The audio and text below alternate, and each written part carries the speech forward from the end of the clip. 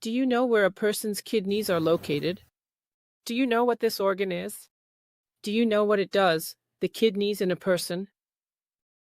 Well, let's turn to our model for help today.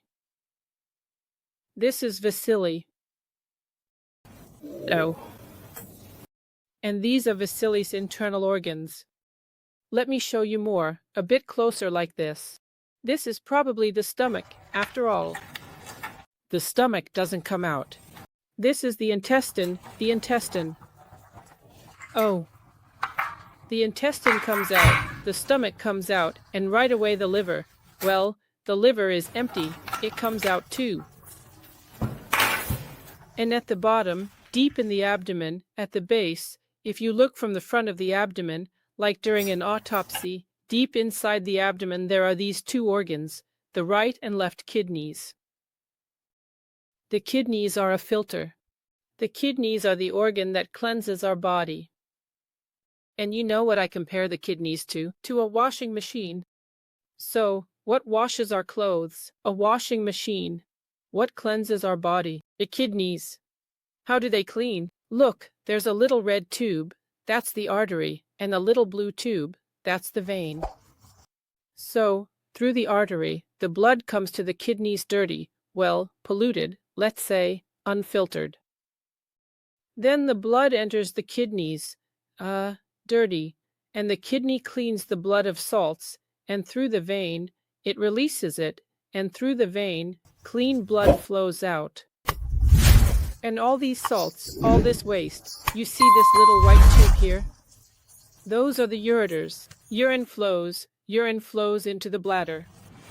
The kidney works in such a way that it is constantly functioning, and urine is constantly being produced, but it is expelled in portions. From one portion to the next, urine collects in the bladder. Once it's full, the valve opens, and everything is emptied out. That's how the kidney works. But today I wanted to share some more interesting information with you by comparing our kidney to a washing machine. Because it's a good example, and it gives us a chance to think about whether we're treating our kidneys the right way or not. You know, friends, I really like comparing the way kidneys work to a washing machine. Kidneys clean my body, my system, from salts, waste, and dirt. And a washing machine cleans my clothes from waste and dirt, making them clean. And in some ways, the principles of how they work are similar. That is, for a washing machine to work and wash, the most important, the very first, the most essential thing is that water has to get into the washing machine. People say, detergent. Hold on with the detergent. Water. Water is needed because if you don't have water, dry washing, even if you turn it on, even if you add washing powder, won't work. That's why you need water. In this case, for the kidneys, water is also needed as a solvent. And the water you drink, it's not juice, not tea, not compote. It's not just any liquid, it's specifically water. This is very well, let's say, illustrated as follows. If you take tea, here's water to your health. And then there's tea. Tell me, if you do laundry by pouring tea into the washing machine instead of water, you'll have to wash the clothes all over again. It's the same with other kinds of liquids. That's why I say that the kidneys need water to function. But here are a few more points to consider. What about mineral water? Mineral water is also water. It's not a beverage, it's water.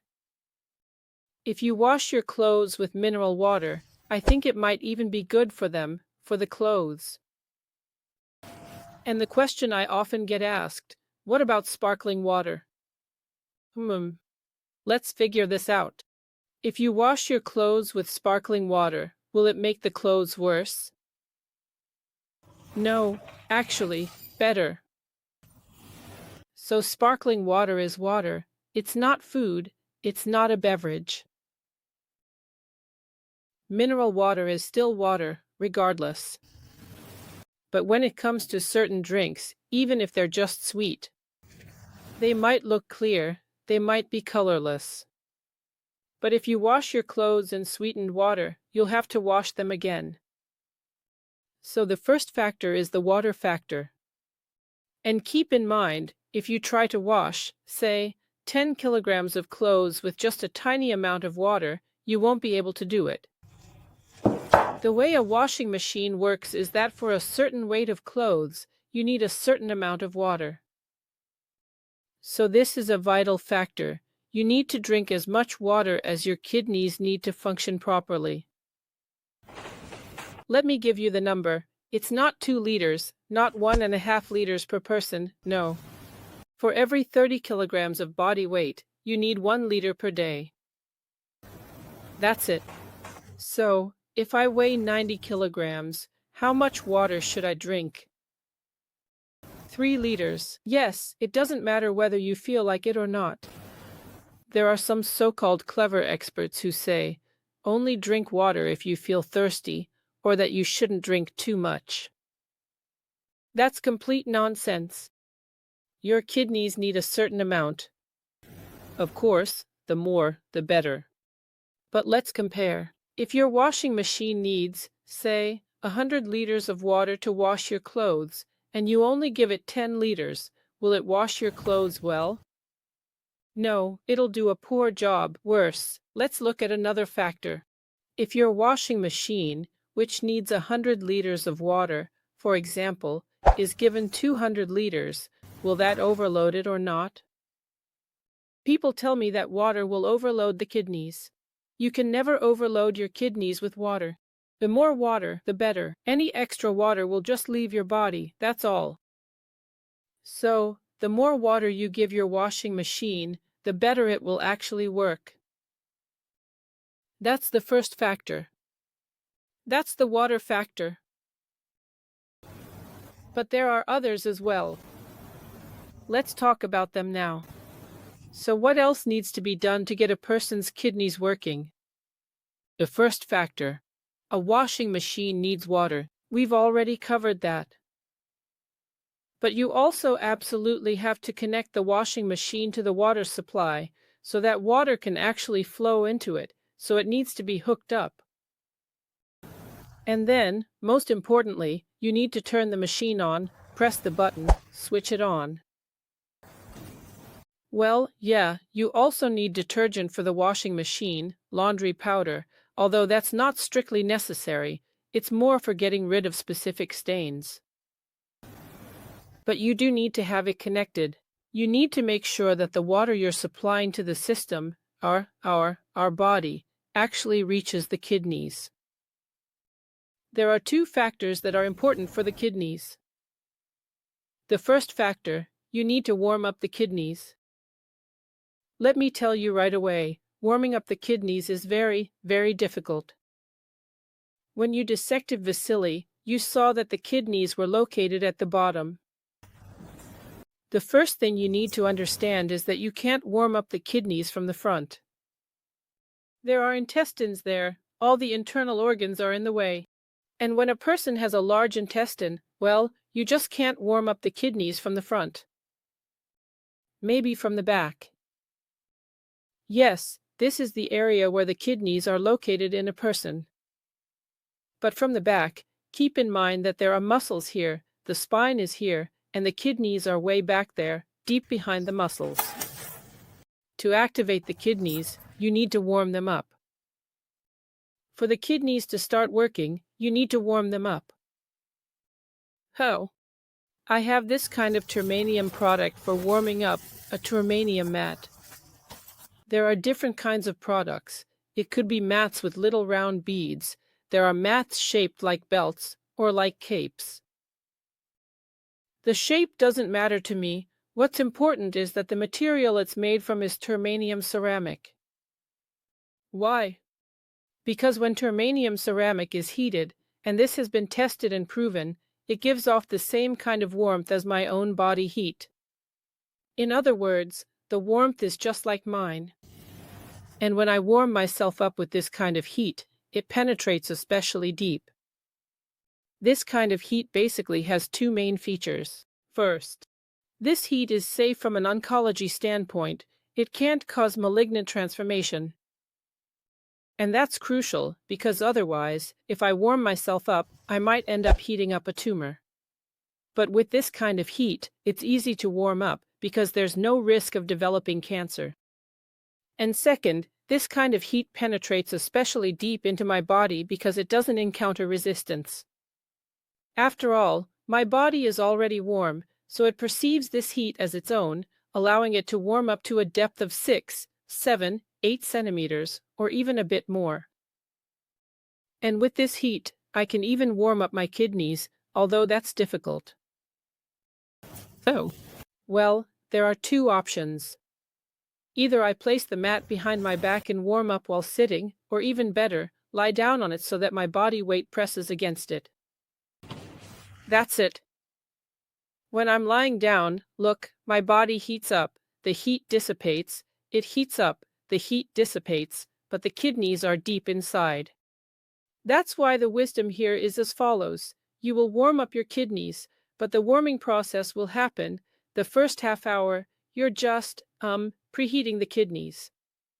And when the real warming of the kidneys starts, that's after 30 minutes. This is what I always say, the warming of the kidneys starts from the 31st minute. So basically, you need to warm them for half an hour. Set it to 55 degrees, no less, because the kidneys need to be warmed up well. And the warming of the kidneys should continue for another half hour after you've reached them. The optimal time for warming is from 5 to 7 in the evening, which is when the kidneys are most active. And when you do this kind of warming for your kidneys, it sort of activates them. This connects the kidneys themselves to the water supply system, allowing water to enter the kidney, like water entering your washing machine. It's kind of similar, and this is absolutely vital. Warm your kidneys so they stay healthy. Warm your kidneys. Blood flows there. The blood starts to get purified there, and your urine will change. Your urine might become dark, it might get cloudy, or you might even pass some sand-like particles. That's your kidneys being flushed out. That's a good thing too. Stones won't come out. Stones, well, stones are just stones. If they're there, they'll stay there, but they get eroded by the flow of urine. But this warming up of the kidneys gets them working.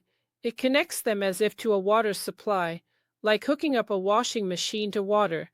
And then there's just one thing left to do. Press the button to get the kidney working. So, where's the button? How do you turn the kidney on? Sometimes I tell people, your urine is very light in color. That means your kidneys aren't working.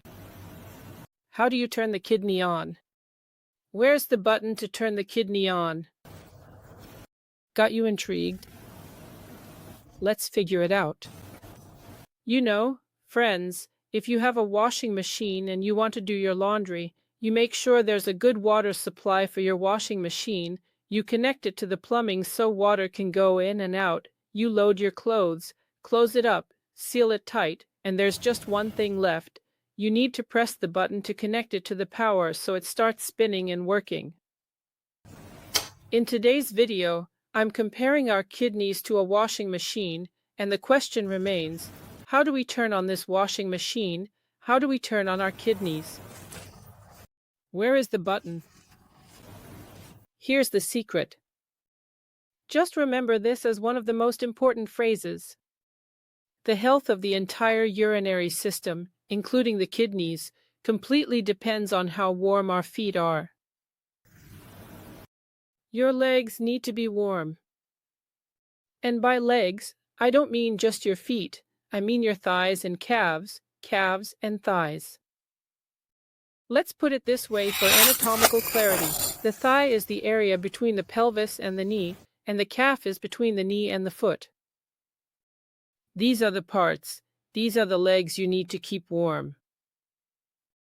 Warming up your legs is the button that turns on your kidneys. That's the button that will get your kidneys working, like turning on a washing machine. Yes, Sometimes you need to switch it on, and a lot of people have already started doing this. I'm glad that, thanks to my suggestion, my very first video, 2 years ago, maybe 3, I can't even remember, got millions of views. It was called Cold Feet. Because this is vital, this is crucial information, cold feet are the root cause of a huge number of diseases. That includes hypertension, prostate diseases, uterine and ovarian diseases, many autoimmune conditions, and many allergies. So, if you want your entire urinary and reproductive system to work well, if you want to turn on that washing machine, keep your feet warm. There are several factors related to warming your feet. The first factor, varicose veins. If you have varicose veins, you shouldn't warm your feet because heating causes the veins to dilate even more, and the already difficult venous outflow will be further impaired. So, with varicose veins, you should only warm your feet while lying down, so there's no extra strain on your venous system. When your legs are lying down, nothing interferes with venous outflow. It's normal. So, to avoid disrupting venous outflow, you should always warm your feet. By the way, I recommend this in a horizontal position. The second factor is critically important. After warming your feet like this, you need to, well, with what? The most interesting thing is, with what? I use the same mat for warming my feet as I do for warming my kidneys. Germanium ceramic provides effective warming because the type of heat matches my own body heat. You place your feet on the mat, but it's important that they are warm from below and don't get cold from above. So, when you warm your feet, it's best to cover or wrap them with something so the heat stays in and doesn't escape. And one more thing. Alright, that's good. You start warming your feet. As you warm your feet, your urine changes a bit, and you even start to feel a little better. Everything seems to be fine, you don't have to run to the bathroom as often, especially in the evening or at night. Now you start pressing the button. You start pressing the button. How do we know when the washing machine has turned on? How do we know when our kidneys have started working? Where is that indicator that shows whether it's already working or not yet? The indicator that shows we've turned it on is that when you warm up, your feet start to sweat. And even though you're heating from below, they should sweat on the top, in the front. The front part of your shins should sweat when you warm them up. I'll say right away, many people keep warming and warming, but their legs still haven't started sweating yet. For many people, they sweat right away, for others it takes some time. So, to activate your kidneys, to turn on your washing machine, you need to warm up your legs, heat them up until they actually sweat. That's the whole secret. It's not that complicated, it's not that hard, but it's a key factor. This is the final button.